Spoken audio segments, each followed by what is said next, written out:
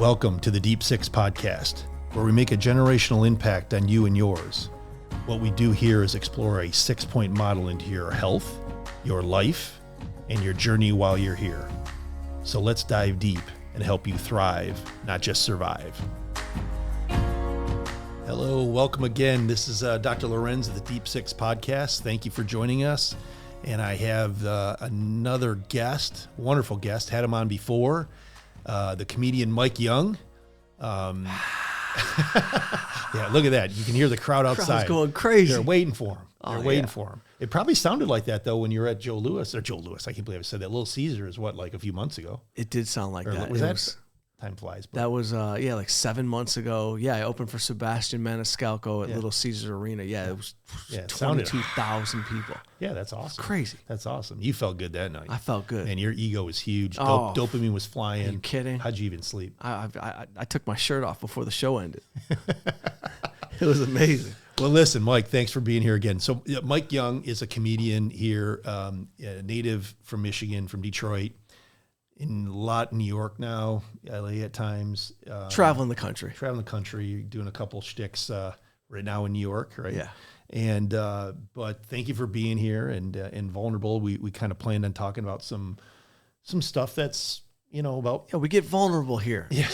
On the Deep Six. With the sensitive comedian. Yeah. Vulnerability is the seventh of the Deep Six. Right. Yeah, I like that. But let me just read. I want to share with you, your background a bit. I don't want to leave anything hanging. Oh, don't worry. I'll correct you if you get it correct wrong. me, please. You do. So you've been on tour with Chappelle. You've been on tour with Rogan, and Maniscalco. Yeah. Saget. 10 years with Bob Saget. Yeah, and we 10 gotta, years. We gotta talk about that because that was really sad. And how just terrible. Losing him, and I'm sorry, man. I'm like, thanks. That's because you guys were tight. That was my guy. And but you're a writer, you're a director, you're obviously a comedian, actor, and you've been on many shows, Carson Daly Show. You've been on Craig Ferguson. You've actually got a Netflix special movie that you did. Yeah. So, you could do a lot better than I'm doing right now, right? You want me to read your phone? Yeah. Should I just hand you my phone? Mike Young, writer-director Mike Young. I'm definitely not a voiceover. Yeah. He wrote and directed a stand-up guy for Netflix. My Man is a Loser for Lionsgate. And he wrote and directed, he wrote Adam, starring Jeff Daniels and Aaron Paul, which is out now on Amazon. And he just recently finished his film, Stealing Jokes. Gosh, I'm excited. This is going to be great. I'm excited. So Jimmy, let me ask you. Wait. Yeah. Why don't we're going to flip the script here? Yeah. Let me ask you, what the hell are you doing in the world? No, but what I did, and we did preface this, and say, hey, let's talk serious a little bit, because obviously comedy, and we were talking about this one of our other episodes that we did, is so amazing because the words are like a drug for people. Uh-huh. And we're good and bad, they can be, but just your words and stuff can really have a huge input into someone's life. Yep. And I always feel like comedy. I love comedy shows, stand up, you name it. But how powerful that is for health and for the person and all that. Oh yeah. For people, for community, for and that. And so first of all, I guess just share, if you don't mind, how you got into that. And then I definitely want to pick your brain about some of the guys that you've been out touring with, and I won't talk about Leo because I know you've been in some sketchy situations with that guy. He's the best. Leo's such a good actor. He can imitate a comedian and be better than me after doing 20 years of comedy. Yeah, he probably could. He's uncomfortably talented. Yeah. But I got his scraps, right? What's that? You get his scraps, right? A full fall off. Every girl I dated came off of, she was trying to meet Leo, but accidentally fell into my lap. Okay, perfect. Amazing. Yeah. Okay, so all you need is one. You're a lot friend. smarter than I thought you were. Thank you. Yeah. Thank you. We're going to work on brain health today. But I got into comedy. That's what you asked, right? Yeah. How did I get into it? I just, from a very young age, love the feeling of making people laugh in class, always having a smart aleck remark. I just, from an early age, loved laughing. I think it's, I grew up with, 15, 16 first cousins. Everything was laugh, funny, making people laugh. Yeah. And I just fell in love with that feeling. Yeah. And then as I got older, I started to watch comedies on TV. And I kind of just said, like, God, I want to do this. I don't know what this is, but like, I love that I can say something and people will laugh. Mm-hmm. And sometimes it wasn't good for teachers or my school. I'd spend a lot of time in detention. You should apologize. I apologize to the public school system in Southfield, Michigan, who basically told me, Mike, we like you, but we don't like what you do. And that was like a quote from the principal. Like I had been to the office so many times. Right. He was just like, I remember walking down the hallway with the principal and he's like, I like you, but I don't like what you do. Like you can't just be this disruptive every class. Right.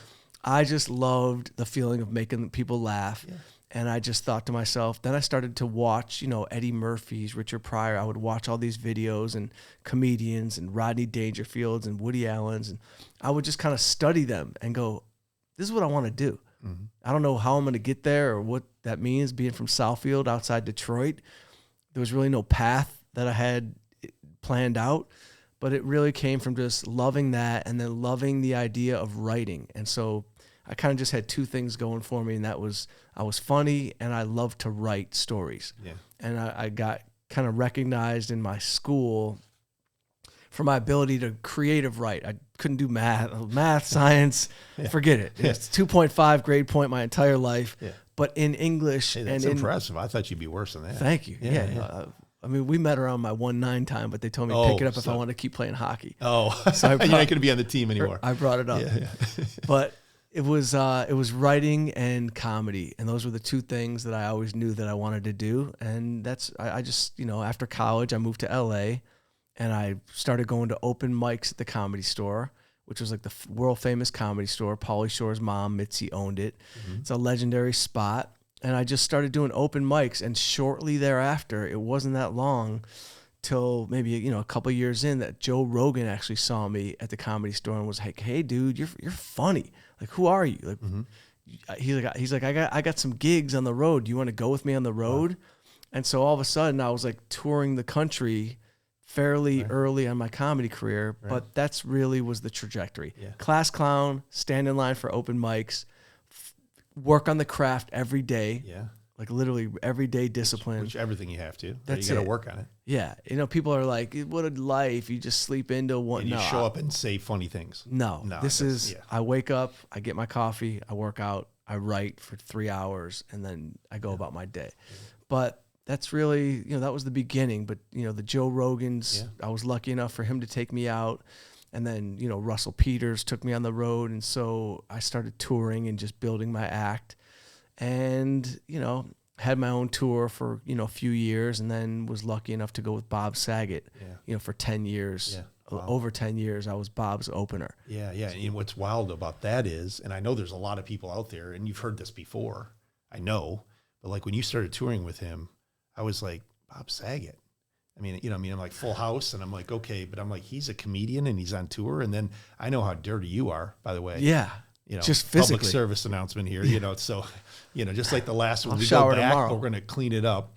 We're trying to keep clean it up because we're going to get serious about some medical stuff and a little bit about the deep six, like how this what it's supposed to be. Yeah. I'll take this completely off the rails. Oh, I know. Exactly. So don't judge me. Yeah. So, but no, I didn't know Bob was funny, and I didn't like that funny. Yeah. And I didn't know he was also kind of dirty.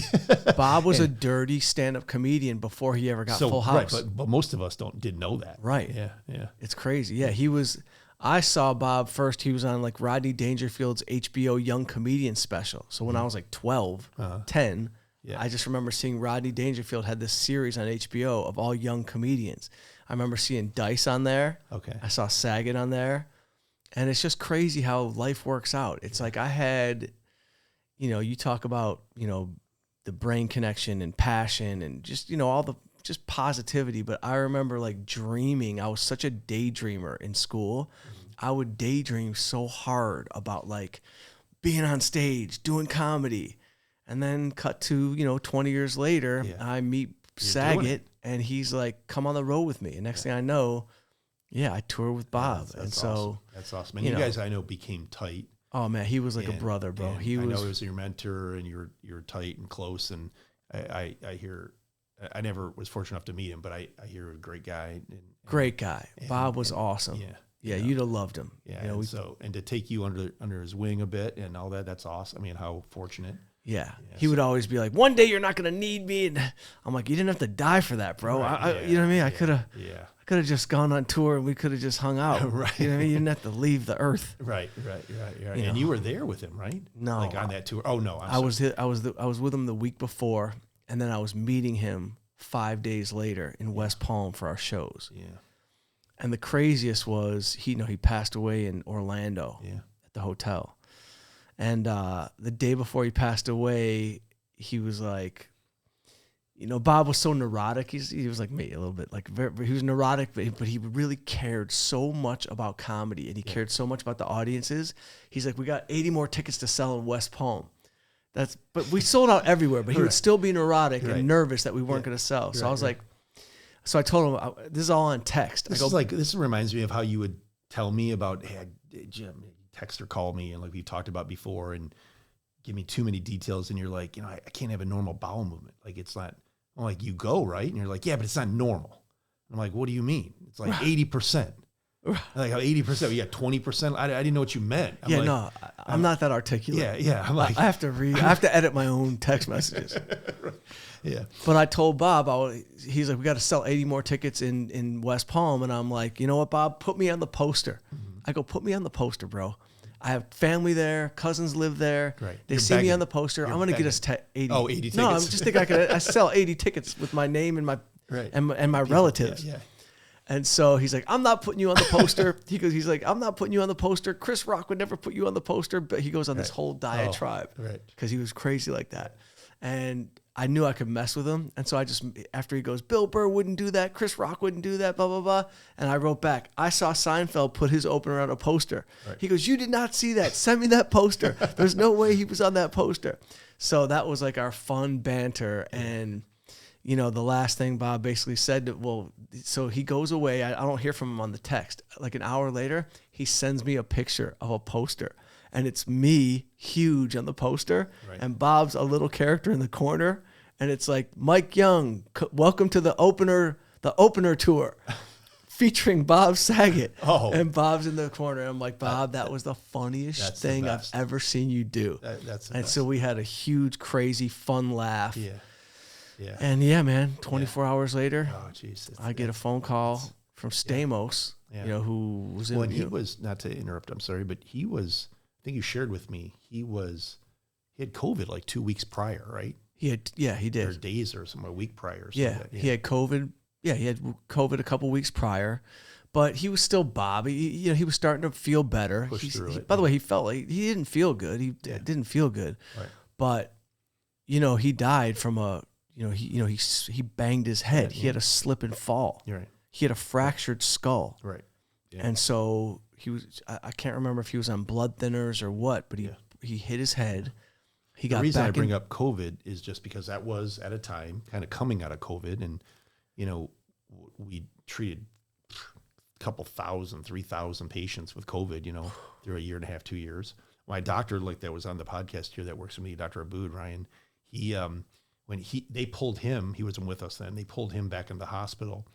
He literally said in this spot on the floor, he was obviously he's an internist. He was on the floor. He's like in the ICU and that. He's like, everyone died. He goes, everyone on my list, because everyone died. Just goes, everyone's dying. So, you come out of that. And I know when Bob had passed, but we are still dealing with it and hearing about it and all that, And what we learned was, and I think we had a conversation about this, that COVID and the spike protein creates thickened blood, creates clots. It creates fibrinogen increase, creates an inflammatory process in the body, and it creates string-like fibrinogen clots, or like string-like clots. And there's a lot of, my wife, by the way, just had COVID a few weeks ago, a lot of neuroinflammation. So even if you don't even get that sick, you feel a little brain foggy, you just don't feel sharp, and we call that neuroinflammation, okay? Well, I'm surmising, by the way, conjecture and everything, you know what I mean? Yeah. Because I don't know the whole situation in that. But when you told me the story and you told me about he had COVID, I can't help but think that he had some neuroinflammation, regardless of what he was on and all that, blood thinners or not or whatever. But he was probably lightheaded, dizzy, probably felt a little funny, didn't feel right. He's pushing through his shows, so he's stressing his adrenals, and he's just, that was him.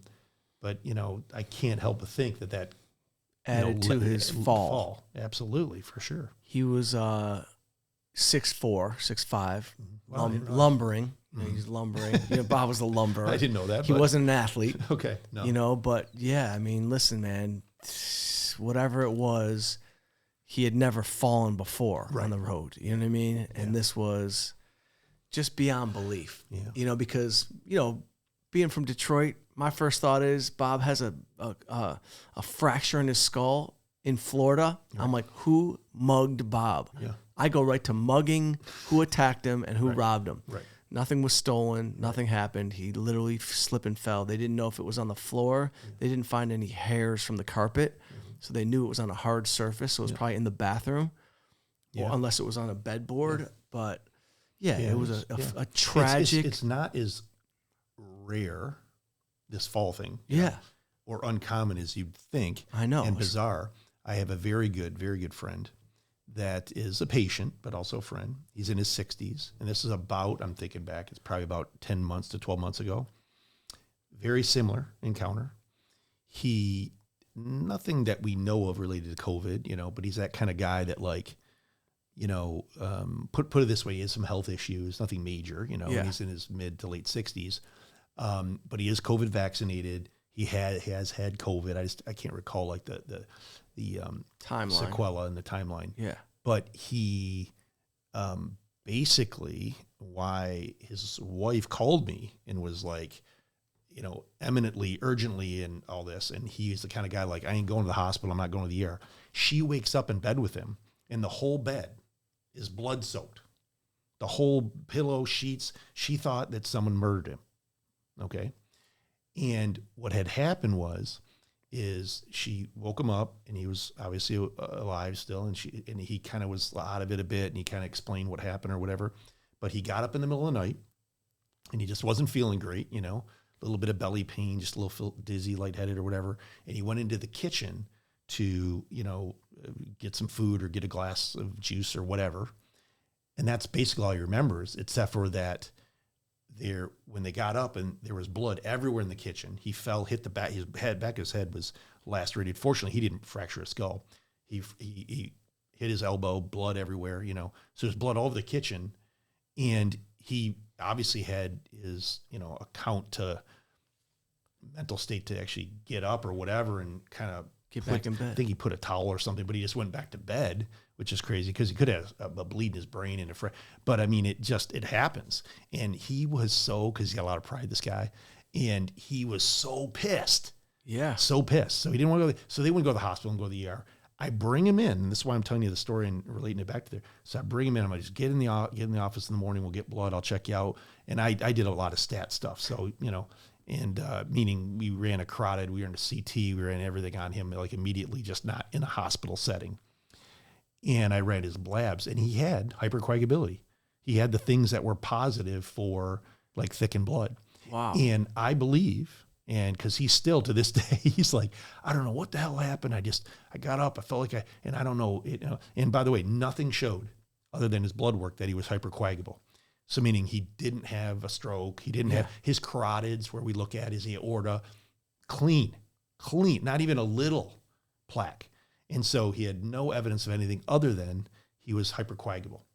So what's crazy is these events can happen because he got up, he didn't feel right. He slips or he loses balance. You hit your head on marble or on a countertop. I mean, you're boom, you know what I mean? Yeah. So, I mean, that's, so he was lucky. He was very lucky. Yeah. Bob, I mean, he must have hit so hard because there was no blood. Yeah. It was just a fracture to the point where he hit so hard that he had a black eye from the skull cracking all the way around. Jeez. It was beyond tragic. You know what I mean? Yeah. We had a great run. It was the most fun you could ever have with a buddy on the road. Yeah. He looked out for me and that's just, Yeah, but that's tough stuff.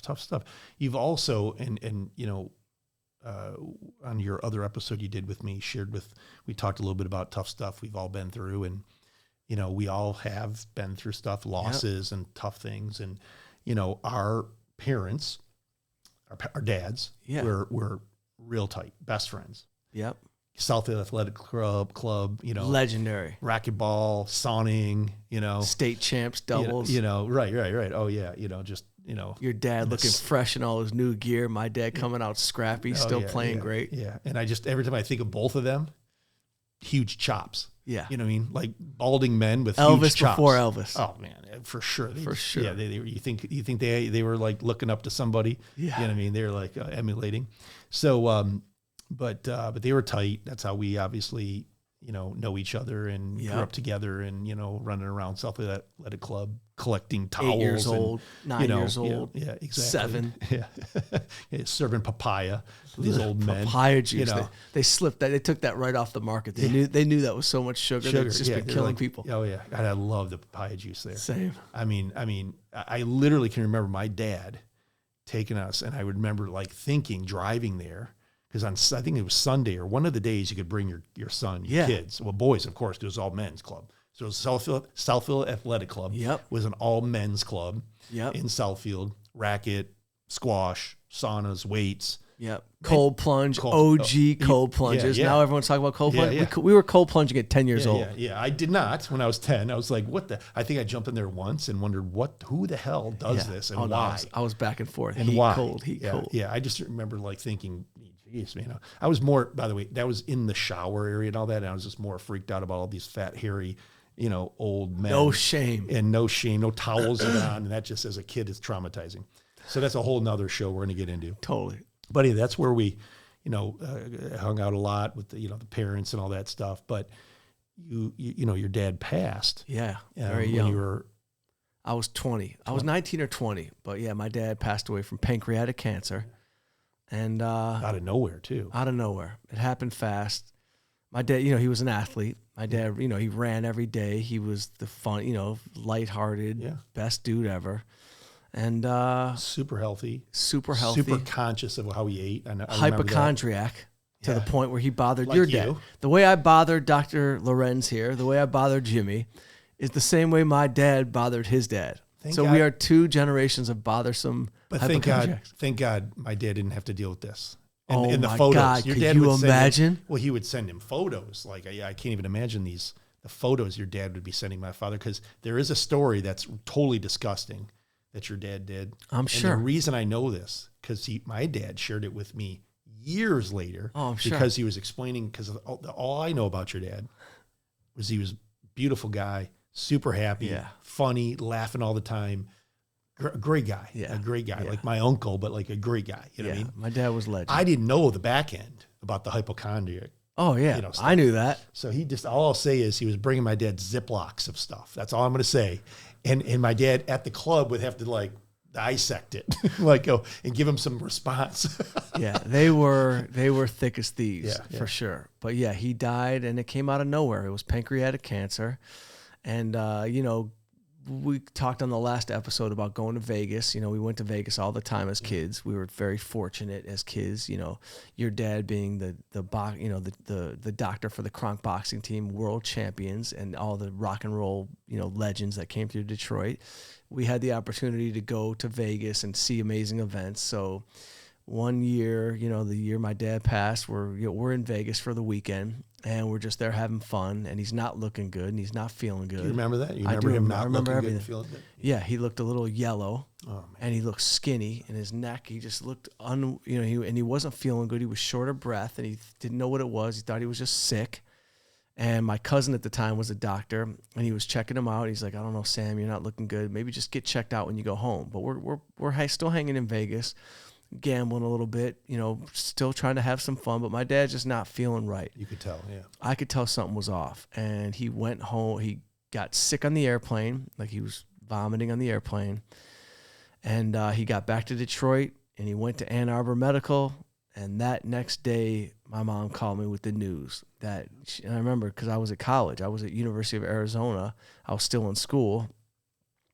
And she called me, and she was like, are you sitting down? And for my family, anytime if you're sitting down, bad news is coming. Like, what am I going to faint, as a 19-year-old kid? And she told me, Dad's got cancer. And I was just, laid out, devastated. That was my hero. That was my go-to person forever. And she gave me the news. And so, you watch enough TV and you think that you can get cancer, that you could get cured. And so Eduardo, both our dad's good friend at the time, who was also a doctor, he called me at school and he said, Mike, you should get home. You should come home. Your dad maybe has 6 months. And I was like, what? And this is my hero. You know what I mean? Like, I don't want to be like any of the celebrities we got to meet. I didn't want to be like an actor. I didn't want to be like an athlete. I was like, I'm going to be like my dad, like the coolest dude in the neighborhood. I just thought he was so cool. Yeah. And he was. Just people loved him. You know what I mean? He just was and it was because he loved people. He just loved people. He loved you. He loved all of us. And so we got the news, and long story short, he passed away like 3 weeks later. And it was literally just like a nosedive into, my dad, getting the news, coming home, nothing they can do, chemotherapy at home. Yeah. And, if it wasn't for the fact that we're on a podcast and I don't want to cry, I would cry because your dad...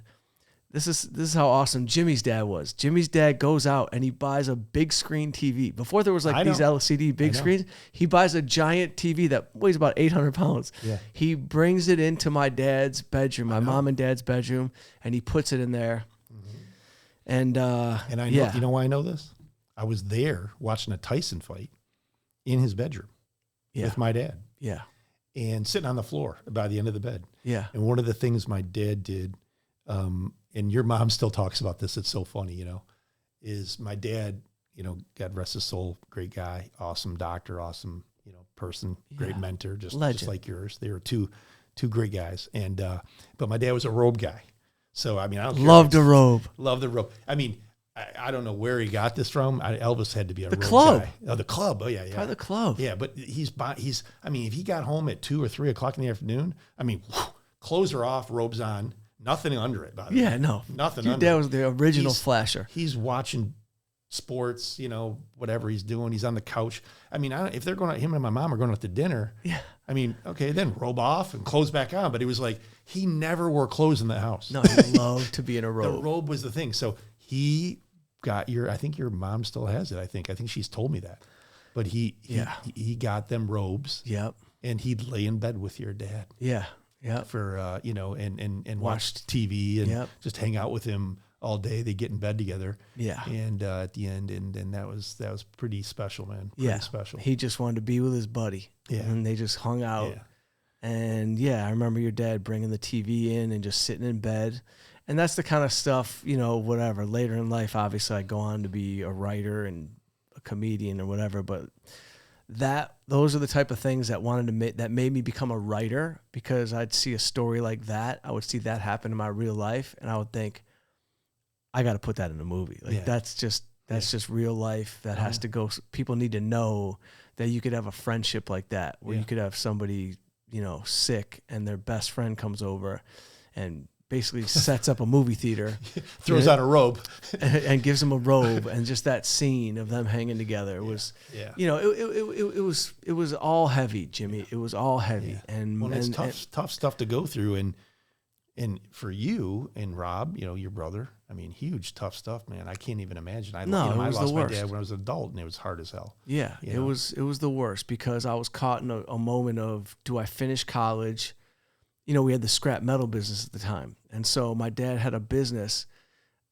Want me to share one story about my dad's character? Yeah, let me tell you the story. My dad's dying. He knows he's dying, and he's in the scrap metal business. And so the scrap metal business in the 80s was a cash business, and it was just he was like a scrap peddler. He was doing very well for himself, but he was just a one-man show. And he knew that he wasn't going to be here much longer. He wanted to make sure me and my brother knew how to take care of business if we had to. Yeah. And so my dad says, go get the shoebox out of the closet.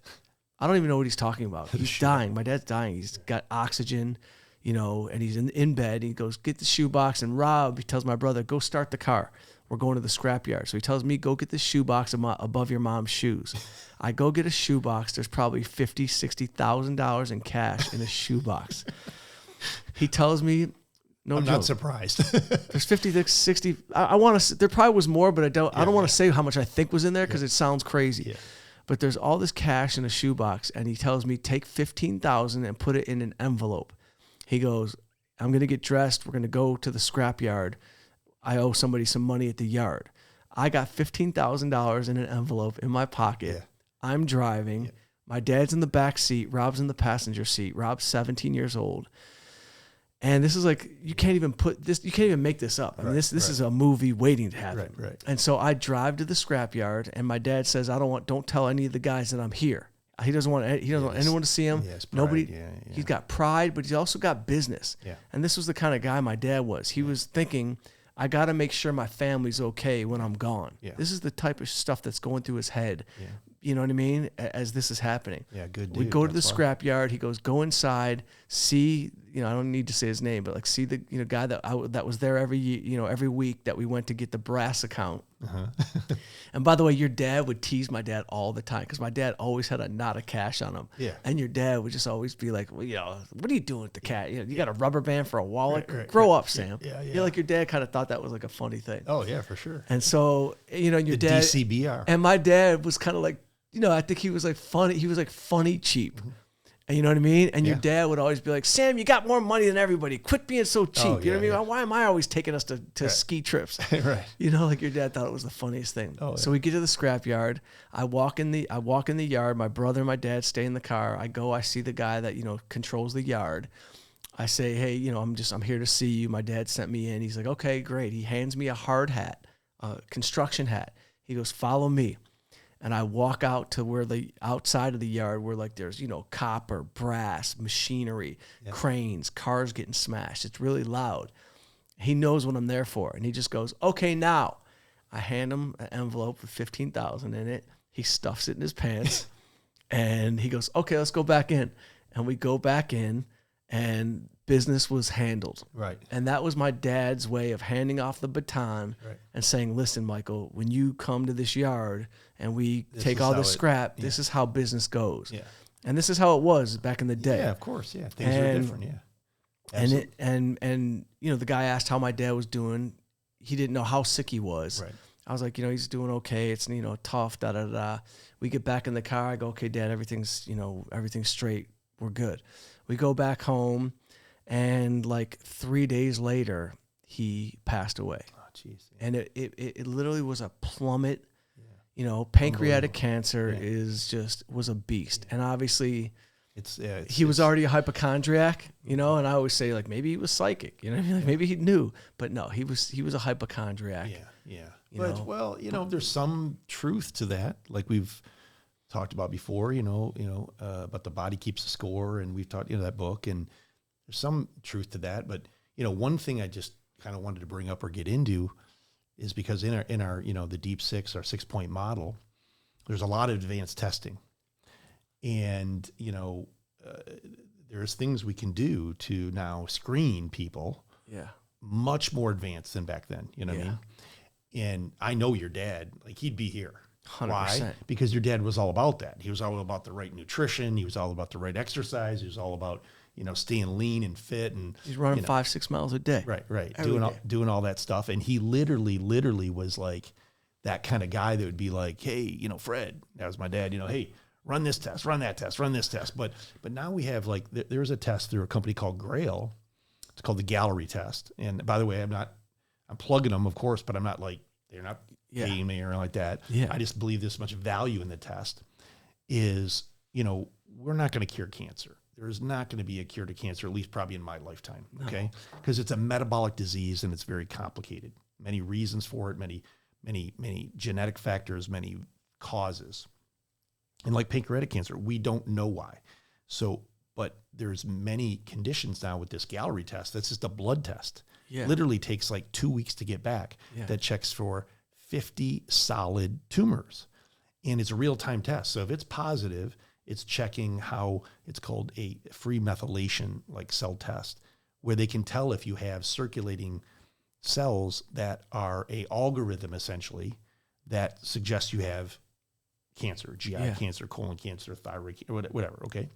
Now, some of the cancers are better statistically, it's able to capture, but a lot of GI cancer, including pancreatic, are pretty high. Yeah. And so someone can get that. I've done the test. And why have I done it? Because it's a reality. You can do this every year or two, depending on your risks or family history or whatever. And God forbid something shows up, you're on it before you're stage 0 or 1. Right. Well, people can be healed and treated easier and live and survive stuff like that. Where back then it was just like, oh man, it's a wrap. It's just, it's exactly, you know what I mean? So, but that's, I'll get that test. I know you'll be in tomorrow. Or today if we have time. On the way home. Hey, we're pulling it. I'm gonna have to call a nurse in. I'm gonna have to everything. Yeah. Text her right now. Yeah. I'm on it. Thank you. But hey, tell me though, and thank you for sharing that story. I mean, I love my brother. you. And he was an awesome dude. Our parents were so awesome. We're so blessed to have them and their guidance. But how do you think it shows up now in your day, now, present day, to who you are, maybe good or bad, or even just how you got to here because of that kind of experience? That experience made me say that I'm going to find like I said on the last one, like that, the death of my dad made me realize the fragility of life. It made me want to be as healthy as I can be, as preventative as I could be in just nutrition, health, lifestyle. It made me say, I am going to do what I love, follow my why, follow my passion, do everything I can to just be more of a positive, person, have a positive impact, and just enjoy life. And it just made me appreciate life while we're here. That was the biggest thing that ever happened in my life. And I've had a lot of crazy things happen throughout my life, but the loss of my dad was the biggest thing. Now listen, it also probably had, negative impacts in terms of relationships. I had a hard time staying in relationships because if it got bad, I was like, life's too short, I'm out. Mm-hmm. Yeah. So you either go one way or the other, right? Like my brother goes and gets married right away. Right. Locks in right away. Yeah. But me, I went the opposite. I'm like, I'm not going to do anything that doesn't feel good all the time. Mm-hmm. And you sound like my Frenchie, like my dog. I basically was like a dog. And if it didn't feel good or feed my soul, he does I was a lot out. of things that feel good. But I should, by the way, that's not the right thing to do. It's like, that's not the right way to go about everything. There's going to be pain. There's going to be issues, but it made me quick to leave it made me quick to leave a negative situation to get back to fun. Yeah. So it made me want to always have fun because life is short. And it also, I joke about it, but it's like, listen, your dad stepped up big. When my dad passed away, your dad came around and took me all kinds of places, back, to Vegas trips and, wherever, just on vacations, and just always checked in on me. You know what I mean? And so it made me look for a mentor because I didn't have any male role models other than my dad. Yeah. He was the one. Well, that's what's, so, I mean, and a boy needs that. A kid needs that. For sure. 100%. For all you dads out there, your kid needs you. Right. A mom, we need that too. Show up, just be there. Just show up, and it made me look all over the place for a male. Who am I following now? Mm-hmm. My uncles didn't fill it. Yeah. You know what I mean? But your dad stepped up big. My godfather stepped up big. And it just let me know also, I got to teach myself. Yeah. I gotta check my own gut. You know what I mean? No pun intended, but I gotta get back to me now. I'm taking care of myself. That was a bomb that went off. Yeah. Do you think it led into your comedy a bit and getting into comedy a bit or pain, listen, comedy is a defense mechanism for pain. Yeah. So we all use it, even if you're not a comedian. Totally. Right? My uncomfortable. I say a joke sometimes if I'm uncomfortable. Totally. Totally. The pain of that definitely led me into comedy for sure. You know what I mean? And my dad was funny. Mm-hmm. My dad loved comedies. Yeah. We loved to watch movies and laugh. Yeah. And it was kind of like a dedication to him because my dad would have loved, as much as he loved going to Vegas with your dad and having all those fun, crazy times, he'd have loved being on the road with me, seeing me play Little Caesars Arena with Sebastian. Oh, jeez, man. I mean, my dad would so have been proud. all over the place. So proud. He would have been, yeah. Listen, when I boxed, you know, and had like one amateur fight, he came back to the club. He's like telling everyone that, you know, my son boxed. He won his tournament. Yeah. Meanwhile, all his friends were like, will you quit boxing? You're a Jewish, flat-footed, you know what I mean, hockey player. You don't look too great out there, and you know, your dad's all proud. He's pumping you up, but he was proud of everything me and my brother did. Absolutely, Definitely a good mensch. Yeah. Good dude, man. Yeah. Good dude. Very good dude. And it's funny because people are always like, everybody, you know, look, there was 1,000 people at his funeral. Like my dad's funeral was crazy. Yeah. And people were always like, you know, everyone loved your dad. Yeah. But the part that they miss out on is like, he loved everybody also. Yeah. He gave the love. He poured out of like, you know, kids love my dad. All my little cousins would always want to be around him. And it's like, you know, he just was that spirit, you know? So he made me want to be a spirit. I really believe in this. And I don't just say this because, you know, obviously our relationship, but like your energy and this is what's, you know, I tell my kids this kind of stuff. Like, listen, you're going to be what you're with. I mean, you're going to replicate what you're with. You know, you hang with skunk, you're going to smell like skunk. Yep. In the negative, you know. Mm-hmm. And this is, by the way, for adults, you know, adults that, I mean, I got a patient right now, I'm thinking it just came to me that he's kind of like great guy, doing a lot of great things, spends all this money with me, buys all these supplements, gets IVs, but he's doing some things and he's got a group that he hangs with that doesn't support like the other part of it. You know Correct. What I mean? And I coach him a bit. I kind of like, you know, work on him a bit and with a loving way, but you know, also accountability a little bit. And, but hanging with, you know, us high being frequency. Able to hang with, exactly. But with, you know, our dads, and it resonates from you and Rob, your brother. Thanks. But it resonates, and it's like, it's so infectious. It's why I want to even have you on, and it's why you're successful in, you know, as a comedian and in entertainment and all that. But that stuff doesn't just happen. Yeah. You know what I mean?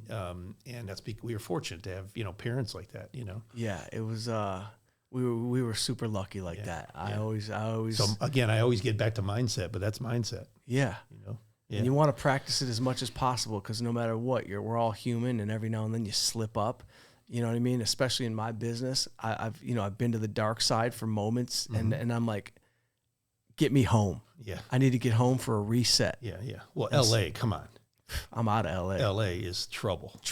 It can be. Oh, by the way, but not that I didn't have the most fun run. Of course, I've had fun, and I had a great group out there actually. Yeah. But it's easy. By the way, it's easy in any business and for any person to slip into, for sure, you know, the darker energies that are around you, and you can feel them if you're sensitive and you can, and you're open to it. But like, you know, like you just said, like you want to up your, I don't want to sound like too spiritual hokey pokey, but like, you know, up your frequency of the people you're around, 100%. Or just be alone and up it on your own. Right. But don't, you know, cause you always think like they'll bring you down, and you wish it was like you could bring them up. Right. Right. We're always talking about like, don't hang with people that bring you down. How come the positive people can't bring up the negative people? Well, there's a lot to that, a lot of layers to that. You know what I mean? But those are things that are like, I mean, that's when, in my opinion, you know, after you've shared and hung out and, you know, maybe mentored or massaged that relationship or that person or that group. Yeah. You know, but it's like time to like tap out and like, all right, man, cut loose. I got to go a different direction, because what I'm doing isn't honoring me or my values or my, you know, so, you know, and I've had to personally do that a little bit, you know, in my life, because it happens, though. What's crazy is that it kind of happens organically, because the reality is it's serving none of your values. Right. And none of your, like our 6-point model, like, you know, in our, you know, what I'd live at home with my wife and kids and dogs and everything. And it's all like, wait a second, this is like, you know, this doesn't serve or honor anything. Yeah. And then it's when you wake up, and when we wake up those mornings and we feel that, like, you know, negative acid buildup, not just from the tequila, right? 3 negative, right? You're 4 negative people stomach ache, right. And that's where you need the, you know, the, like we talked about the last podcast, you need the girl that you wake up and have a full, you know, BM, and then, you know, it's, what do you call her? A 2-ring. She's a 2-ring movement. A 2-ring movement. I love that. Yeah, 2-ring movement. My next girl. I hope you find your 2-ring movement. I love that term, by the way. That's a new bit. 100% I'm going to use that. Movement. Maybe tonight. Yeah. Tell her, hey, you're never, you're not a one night stand if it's 2 nights. No, you're a 2-ring movement. Love it. We're using it. So listen, man, Mike, I'm going to wrap it up, but this won't be a last. I know that. No way. I'm going to bother you to come on We got so here. much to talk about. I want to one day get into like our Vegas experiences and the people we are around and how that impact us. And I want to get into some other things about just our, just like life stuff, because our journey together, there's not many people, by the way. I got a very narrow where I've been like people that go back to like, when we were running streets at 10 years old. So, so we'll do this again, but thanks a lot for coming on. Of course. And, tell me though, just for the audience, what's going on with you? Like, what's going on with you now and lately and what's coming new? Yeah, I'll tell you, camera 2. May 11th, I'm in the Netflix is a Joke Comedy Festival. So every year, Netflix has a festival, comedy festival. I'll be in it May 11th in Los Angeles. So if you go to netflixisajoke.com and you happen to live in LA or be around LA, go pick up tickets. Just type my name in after you do netflixisajoke.com. Mike Young. Netflix is a joke. Yeah, that's their festival. It's called Netflix is a Joke. Oh, that's funny. Yeah, that's their whole thing because they got like big into comedy. Yeah. They did all the comedy specials. Yeah. So I'm in that festival May 11th, and then April 18, 19, 20, I'm doing a show with Michael Rappaport here in Royal Oak at the Imagine Theater. Okay. And just find me at The Real Mike Young is my Instagram. Love it. Well, thank you. I'll come back all the time. Love you, Jimmy. brother, and thanks for coming, man. Thanks, buddy. So this is Dr. Lewerenz at the Deep Six podcast and making a generational impact on you and yours. Follow our Deep Six model because I'm telling you it's going to bring you thriving in your life, happiness, and a wonderful journey. We'll see you again.